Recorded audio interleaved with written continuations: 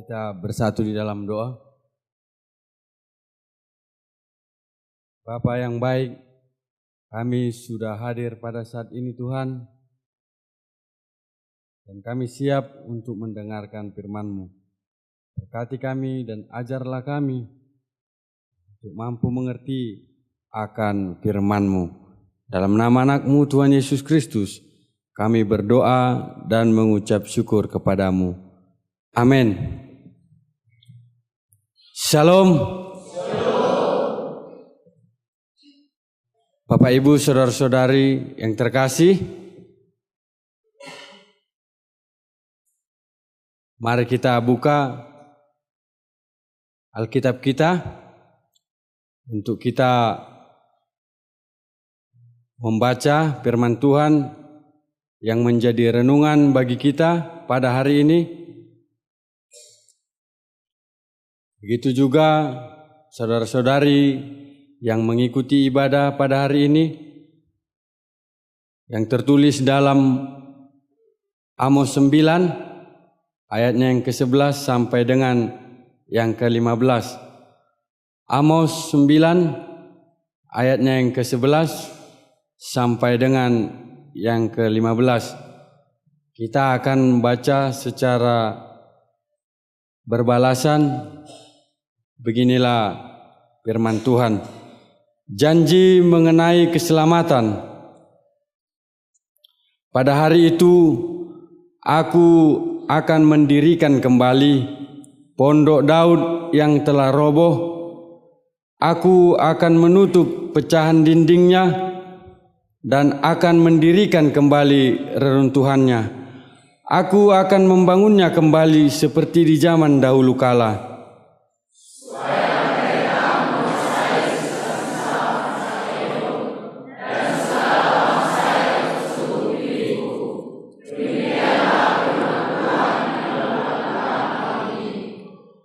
Sesungguhnya waktu akan datang, demikianlah firman Tuhan, bahwa pembajak akan tetap tepat menyusul penuai dan pengirik buah anggur penabur benih.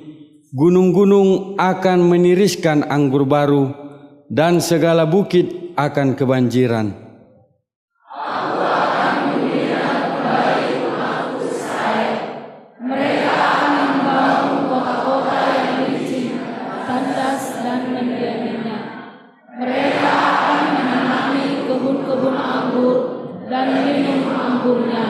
Mereka akan membuat kebun-kebun buah-buahan dan makan buahnya. Maka aku akan menanam mereka di tanah mereka, dan mereka tidak akan dicabut lagi dari tanah yang telah kuberikan kepada mereka, firman Tuhan Allahmu. Itulah pembacaan firman Tuhan bagi kita pada hari ini. Sekali lagi, shalom. Bapak, Ibu, saudara-saudari yang mengikuti ibadah pada hari ini, yang menjadi tema di minggu hari ini, yaitu Tuhan memulihkan umatnya. Bapak, Ibu, saudara-saudari, ada banyak pilihan yang diperhadapkan di dalam setiap kehidupan manusia. Mulai kita bisa berpikir dan berencana, ada banyak pilihan-pilihan sikap hidup yang harus kita putuskan. Terkait pekerjaan, terkait bersosial, maupun juga dalam kehidupan di tengah-tengah keluarga, atau bagi anak-anak muda mau sekolah di mana, mau jadi apa, atau bagi orang tua mau jadi menikmati masa tua yang bagaimana, meninggalkan hal yang berhargakah yang bisa menjadi teladan, atau meninggalkan hal-hal yang hanya menjadi perkataan bagi orang lain. Begitu kompleksnya pilihan hidup bagi kita, dan kita harus memutuskannya setiap hari. Harus kita pilih. Dalam hal itulah manusia sering mengambil pilihan atau langkah yang salah dalam perjalanan kehidupannya. Karena apa? Karena masih kita diperhadapkan dengan sikap ataupun kebebasan kita yang begitu sangat menggoda kita, sehingga kita sering mengambil langkah yang jauh daripada yang Tuhan harapkan bagi setiap manusia, sehingga kita mengambil langkah yang jauh dari yang Tuhan rindukan dari kita manusia. Karena kenikmatan hidup kita tidak bisa kita tahan. Salah satunya apa? Contohnya, kita tidak bisa memaafkan orang yang berbuat atau mengganggu kita, atau kita lebih memilih sikap yang menguntungkan bagi kita, maupun dalam hal apapun, sehingga itulah yang membuat kita jauh daripada Tuhan. Karena apa juga? Karena salah satu karakter yang ada dalam manusia,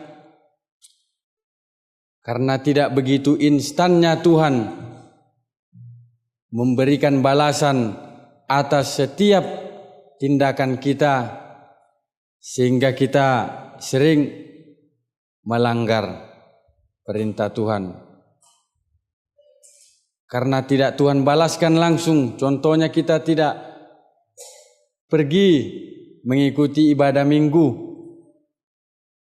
ataupun ibadah yang lainnya, ataupun berbuat baik kepada orang lain, ataupun berbuat baik kepada orang yang menghakimi kita, sehingga kita kalah dengan itu.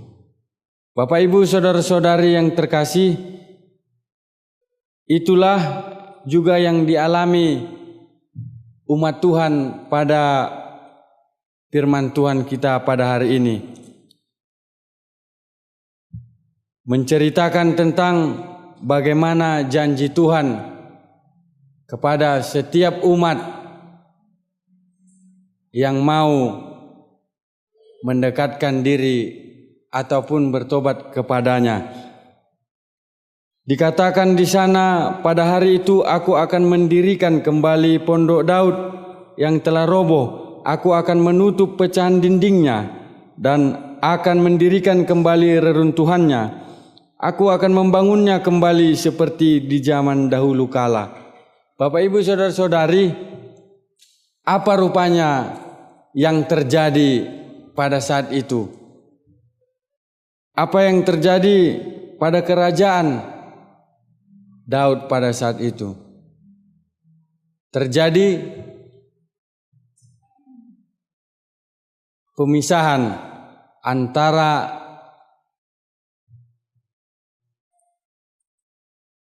Israel Utara dan juga Selatan. Dan itulah panggilan bagi Amos untuk menubuatkan bagaimana tingkah atau perilaku hidup yang ada pada saat itu. Tuhan mengutus Nabi Amos untuk menyampaikan berita kebenaran dan menyampaikan janji Tuhan dan hukum Tuhan bagi umatnya pada saat itu. Amos adalah orang Yehuda atau Israel Selatan yang disuruh Tuhan untuk bernubuat di Israel bagian utara, yakni kerajaan 10 suku yang ibu kotanya adalah Samaria, yang pada saat itu kerajaan itu dipimpin oleh Raja Yerobeam II dan kerajaan bagian selatan dipimpin oleh Raja Usia. Bapak Ibu saudara-saudari, pada kepemimpinan Yerobeam II begitu baiklah kepemimpinannya di dalam segala bidang, samalah seperti kita pada hari ini. Di setiap kepemimpinan yang ada di tengah-tengah hidup kita maupun komunitas yang terbesar sampai dengan yang terkecil di tengah-tengah keluarga. Kadang kita sebutkan waktu hidup orang tua kita ataupun kita katakanlah opung kita, kami dulu sangat bersukacita berkumpul bersama. Tidak ada membeda-bedakan. Tapi setelah dia pergi untuk bertemu, berkumpul bersama, itu pun menjadi hal yang paling mahal. Begitulah juga dalam kerajaan Israel Utara pada saat itu. Ketika Yerobeam II meninggalkan peziarahan hidupnya sehingga kepemimpinannya dilanjutkan oleh generasinya, sehingga meninggalkan kesulitan ataupun kelanjutan kepemimpinan yang tidak baik sehingga menimbulkan kekacauan bagi umatnya pada saat itu. Mereka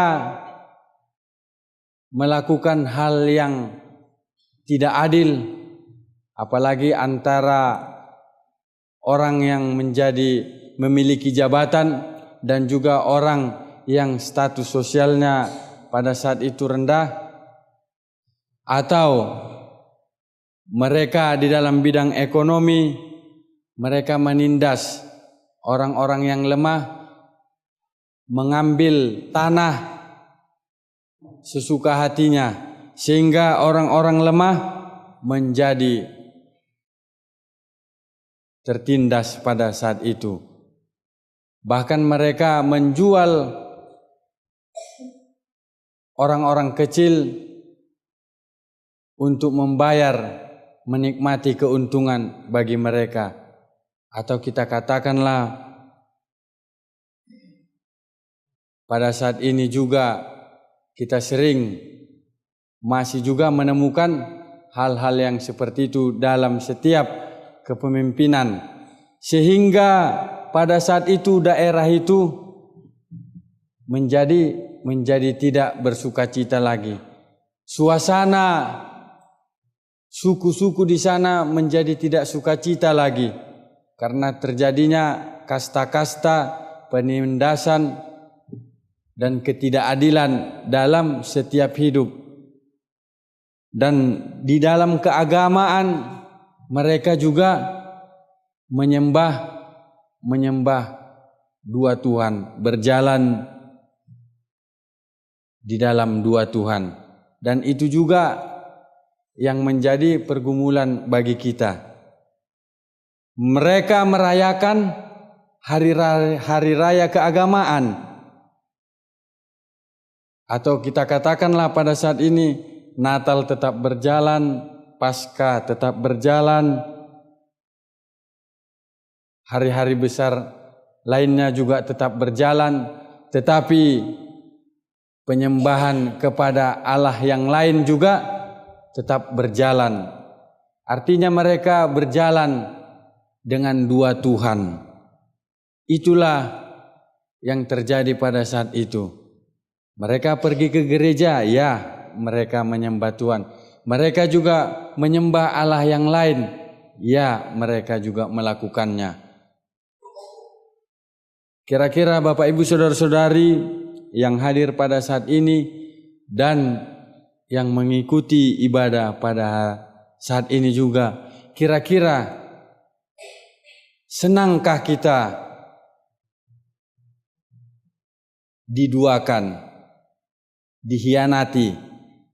Mungkin tidak ada dari kita yang hadir pada saat ini yang senang dengan pengkhianatan. Atau kita katakanlah di depan kita berteman, manis di hadapan kita, tetapi teman kita juga menikam kita di belakang kita. Begitulah yang dilakukan umat Tuhan pada saat itu. Mereka berjalan dengan dua Tuhan. Betapa sakitnya.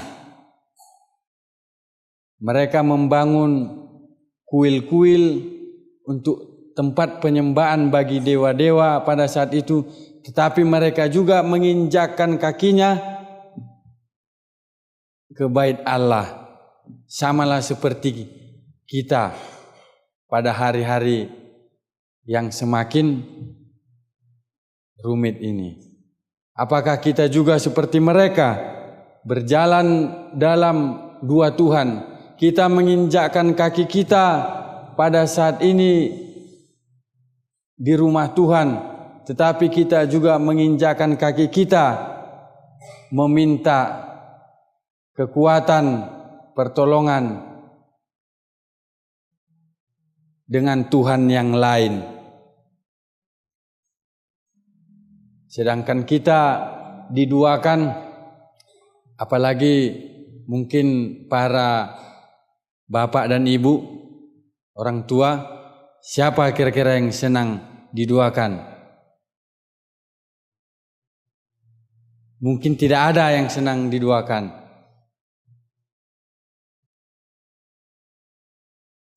Bahkan kalau ada pun terjadi, bisa terjadi perpecahan. Terjadilah UFO terbang di rumah, piring, TV yang sudah mahal-mahal dibeli, pecah. Atau piring, gelas yang sudah mahal-mahal dibeli, berakhir dengan pecahan-pecahan. Akibat apa? Akibat kita menduakan orang yang kita kasihi.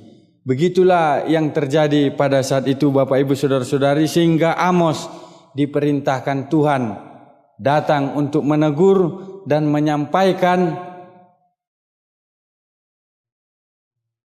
kebenaran yang ingin disampaikan oleh Tuhan. Apa janji Tuhan yang kita baca tadi Bapak Ibu Saudara-saudari? Tuhan menjanjikan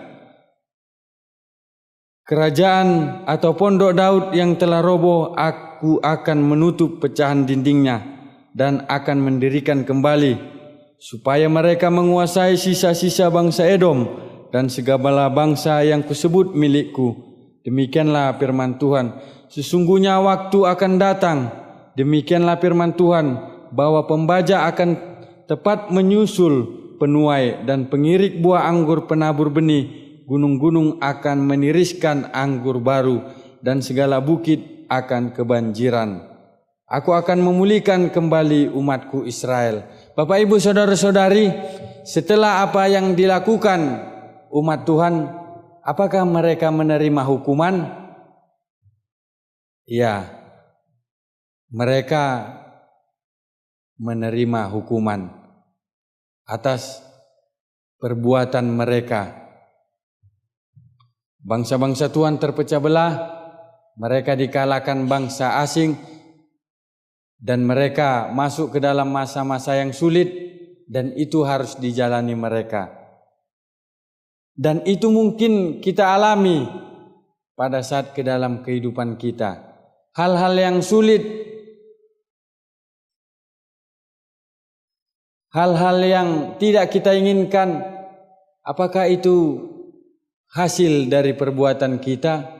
Itu yang menjadi perenungan bagi kita, Bapak, Ibu, saudara-saudari. Lalu kita katakan, apakah semua pemberian Tuhan itu baik?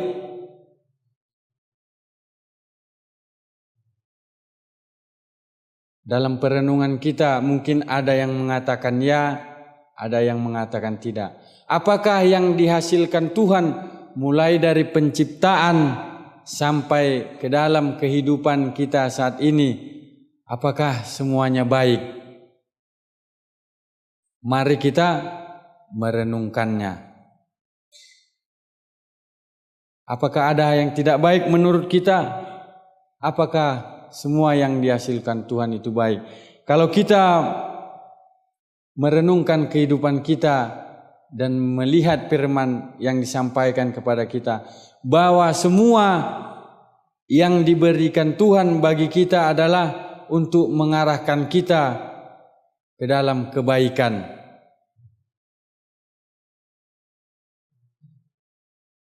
Difirmankan Tuhan, kita untuk memelihara bumi itu adalah untuk kebaikan kita. Disampaikan bagi kita untuk menikmati kehidupan kita secukupnya, itu adalah untuk kebaikan kita. Tetapi terkadang kita menikmati apa yang Tuhan berikan dengan ugal-ugalan. Contohnya diberikan tanah bagi kita,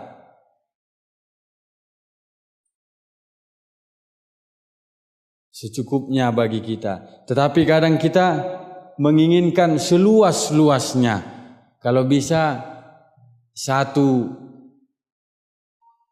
Indonesia ini milik kita, yang lain mengontrak. Itulah yang kita inginkan. Kalau bisa mulai dari simpang sampai ke ujung, itu milik kita semuanya. Yang lain hanyalah penumpang. Itu adalah sifat-sifat yang kita lakukan. Begitulah juga pada saat itu Amos menegur dan mengingatkan mereka dihukum, dan tetapi Tuhan bukan sampai kepada hukuman saja, tetapi Tuhan menjanjikan keselamatan, pemulihan bagi umatnya. Tuhan menjanjikan akan memulihkan Pondok Daud, kerajaan yang terpecah belah akan Tuhan kembalikan lagi. Kehidupan ekonomi yang Tuhan lihat sudah terpecah belah, Tuhan akan kembalikan. Itulah yang dikatakan sampai ayatnya yang ke-15. Maka aku akan menanam mereka di tanah mereka, dan mereka tidak akan dicabut lagi dari tanah yang telah kuberikan kepada mereka, firman Tuhan Allahmu. Bapak, Ibu, saudara-saudari, Tuhan bukan hanya menghukum, tapi menjanjikan keselamatan. Tuhan akan memulihkan, memperbaiki kehidupan kita. Jikalau kita mau bertobat ataupun mengarahkan hidup kita kepada Tuhan. Itulah yang disampaikan Amos kepada umat Tuhan pada saat itu. Jadi Bapak Ibu saudara-saudari, segala yang diberikan Tuhan kepada kita itu mengarahkan kita kepada kebaikan. Supaya kita tidak jatuh dalam kesombongan, supaya kita tidak jatuh dalam kenikmatan yang kita nikmati. Itunya maksud Tuhan dalam hidup kita, supaya kita tidak larut di dalam keegoisan kita. Karena hal yang paling disenangi manusia adalah menikmati kebebasan sebebas-bebasnya. Itulah yang menjadi tantangan bagi kita. Bagaimana kita menikmati kebebasan yang Tuhan berikan? Apakah kita mengarahkan hidup kita kepada Tuhan?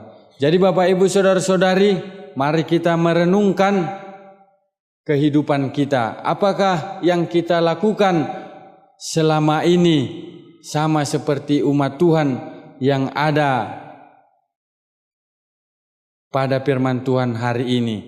Apakah selama ini hidup saya ugal-ugalan, menindas orang lain, tidak mau memaafkan orang lain, berbicara suka hatinya kepada orang lain, menjual nama orang lain untuk menguntungkan kita, dan sebagainya. Itulah yang mereka lakukan. Dan apapun yang kita lakukan, kita harus menikmatinya.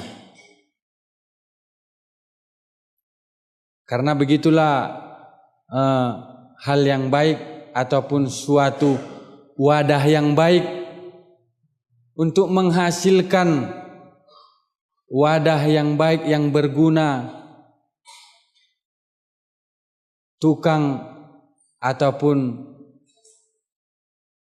yang bekerja menghasilkan produk tersebut akan memukulnya sehingga menjadi wajan yang baik. Atau emas yang awalnya belum begitu indah kita pakai, tetapi dipukul, dibentuk untuk kita untuk menghasilkan perhiasan yang baik. Begitulah kita Bapak Ibu Saudari dalam kehidupan kita. Jadi setiap apa yang kita hadapi itu untuk menghasilkan kehidupan yang baik bagi kita. Setiap persoalan, kesulitan ataupun hal yang sukacita itu untuk menghasilkan kehidupan yang baik bagi kita. Kiranya Tuhan selalu menolong kita untuk mau mendekatkan diri kepadanya agar Tuhan memulihkan hidup kita sebagai umatnya. Amin. Kita berdoa. Terima kasih Tuhan, pada hari ini kami sudah mendengarkan firman-Mu. Biarlah Tuhan firman-Mu menjadi bekal bagi kami untuk kami melangkah setiap hari dalam kehidupan kami. Dalam nama anak-Mu Tuhan Yesus Kristus kami berdoa dan mengucap syukur padamu. Amin.